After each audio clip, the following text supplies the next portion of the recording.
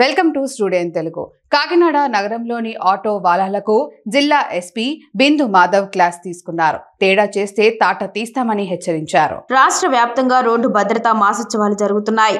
ఇందులో భాగంగా నగరంలోని ట్రాఫిక్ 1-2 పోలీసుల ఆధ్వర్యంలో స్కూల్ పిల్లలు ప్రయాణికులను తీసుకువెళ్లి ఆటోలను పట్టుకున్నారు. వాటిలో అధిక సంఖ్యలో విద్యార్థులు ప్రయాణికులు ఉన్నారు. వారి భద్రతను దృష్టి పెట్టుకుని ఈ ఆటోలన్నిటినీ ట్రాఫిక్ పార్కుకు తరలించారు. అక్కడ వారిని ఉద్దేశించి ఎస్పీ మాట్లాడారు. సీరియస్ గా చెబుతుంటే నవ్వుతున్నారు. ఈ విధానం మార్చుకోండి. తేడా చేస్తే క్రిమినల్ కేసులు పెట్టి జైలుకు పంపుతామని హెచ్చరించారు. ఈ కార్యక్రమంలో ట్రాఫిక్ సిఐలు తదితరులు పాల్గొన్నారు. నవ్వుతున్నారు. మీరు వైలేషన్ చేస్తే ఆటో పట్టుకొస్తే కూడా నవ్వితే ఏం చెప్పాలో నాకు తెలియట్లేదు.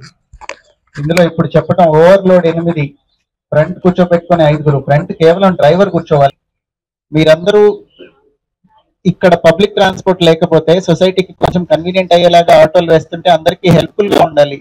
రూల్స్ ఫాలో అవ్వాలి. మీరు ఓవర్లోడ్ చేస్తే మీకు ఆదాయం ₹1 ఎక్కువ వస్తుంది, కానీ అదే ఎవరైనా పిల్లలకి దెబ్బ తగిలితే అదే ప్లేస్ లో మీ పిల్లలు ఉంటే చేస్తారా అట్లాంటి రిస్కీ డ్రైవింగ్? సో దయచేసి అట్లాంటివి మానుకోండి. అవసరమైతే 2 ట్రిప్పులు వేయండి స్కూల్ కి, అంతేగాని ఓవర్లోడ్ చేయటం అనేది అస్సలు వి విల్ నాట్ స్పేర్. అట్లని ఈ డ్రంక్ అండ్ డ్రైవ్ ఎవరున్నారు? ఈ పొద్దున్నే డ్రంక్ అండ్ డ్రైవ్ ఏంటి? ఆయన పంపించకండి రాత్రి దాకా. డ్రైవ్ కండక్ట్ చేయడంలో ఉద్దేశం ఏంటంటే ఫస్ట్ మీకు అందరికీ తెలియాలి. ఇవాళ మిమ్మల్ని చలాన్ చేసి పంపిస్తే మీ తోటి ఆటో డ్రైవర్లు ఎవరైతే ఉన్నారో టౌన్ లో అండ్ అరౌండ్ అందరికీ చెప్పండి. మనందరం రూల్స్ ఫాలో అయ్యి మంచి సిటిజన్స్ లాగా చేస్తే పోలీస్ వాళ్ళు కూడా మనతో కోఆపరేటివ్ గా ఉంటారు అని. అర్థమైంది కదా? ప్యాసింజర్స్ తో వాళ్ళతో మంచిగా బిహేవ్ చేయండి. ప్రాపర్ గా లైసెన్స్లు అన్ని ఉన్నాయో లేదా చూసుకోండి. అవసరమైతే రెన్యూ చేయించుకోండి. ఇన్సూరెన్స్ కూడా ఖచ్చితంగా మెయింటైన్ చేయాలి.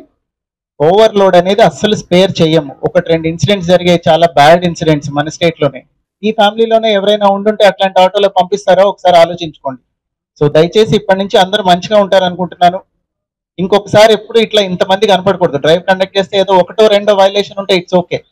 98 మంది ఇస్ టూ మచ్. 1 గంట సేపు వీళ్ళు పొద్దున ఎన్ఫోర్స్మెంట్ చేస్తే మీరు ఇంతమంది వైలేషన్ చేసిన వాళ్ళు వచ్చారంటే ఇట్ ఈస్ వెరీ అన్ఫార్చునేట్. దయచేసి ఈ పద్ధతి మార్చుకోండి.